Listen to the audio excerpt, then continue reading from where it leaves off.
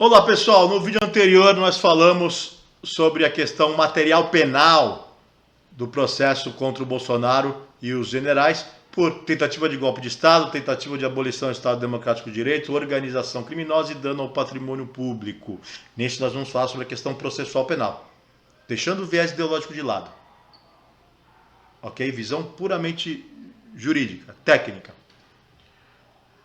Nós falamos no vídeo anterior que a questão material penal está em ordem, milhares de denúncias são recebidas diariamente pelo Poder Judiciário, por muito menos.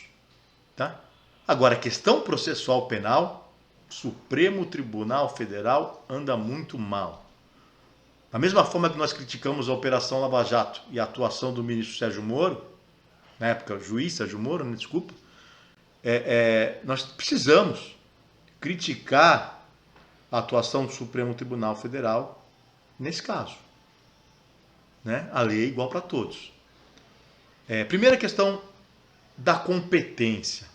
A competência inicialmente não se deu em razão do foro por prerrogativa da função, por ser presidente da República, Supremo Tribunal Federal. Não, ela se deu em razão do 8 de janeiro. E essa competência ela foi firmada porque o regimento interno do Supremo Tribunal Federal prevê que crimes cometidos dentro daquela casa são apurados naquela casa. Só que o regimento interno do Supremo Tribunal Federal não está acima da lei federal. O Código de Processo Penal traz de forma muito clara a competência que se dá pelo local da infração, em regra. Né? Se foi dentro de um órgão público federal, que é o caso, a apuração deveria ser pela Justiça Federal do Distrito Federal. Né? Primeira instância.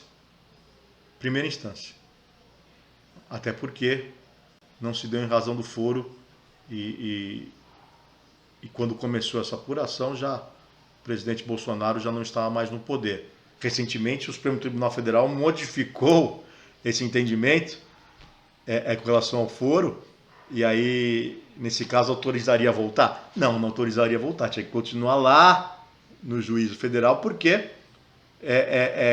quando o cidadão é processado, ele tem o direito de saber por quem ele será julgado.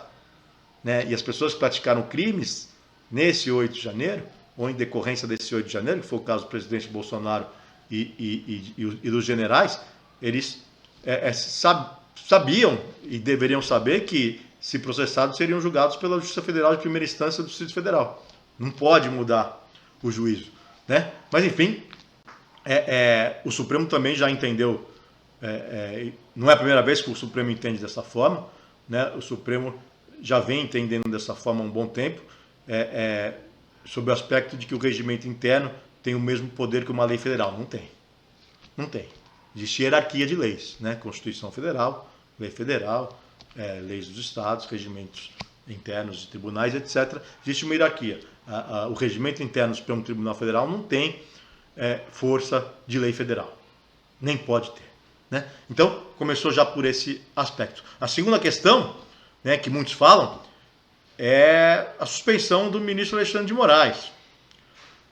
Tudo bem, ministro Alexandre de Moraes não é tecnicamente vítima, porque não se apura a tentativa de homicídio.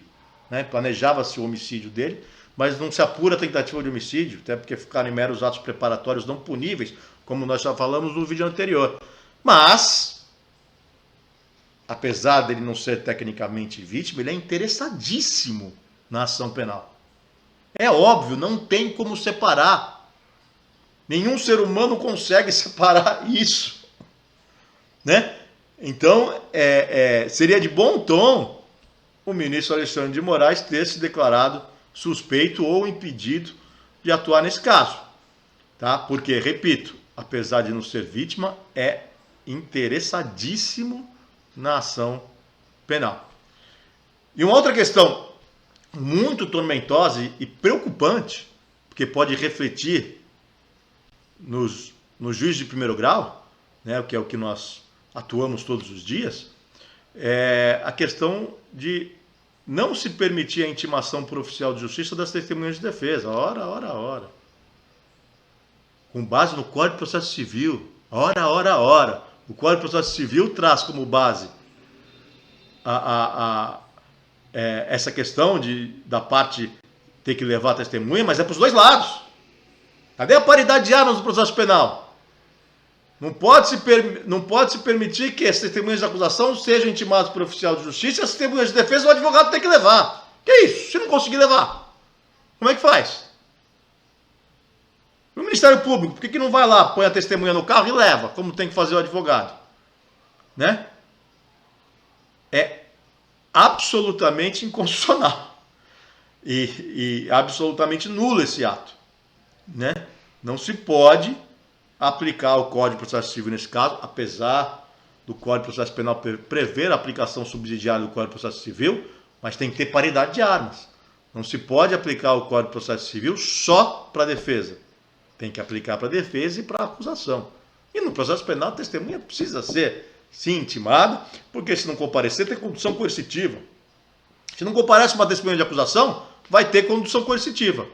Agora, se não comparece com uma testemunha de defesa, está preclusa a prova. Olha a diferença de tratamento.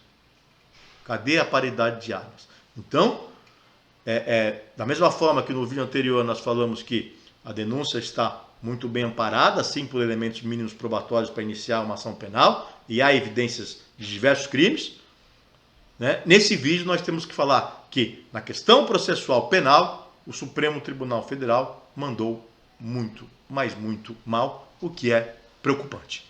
Esse foi mais um Minuto Penal, espero que tenham gostado. Até breve!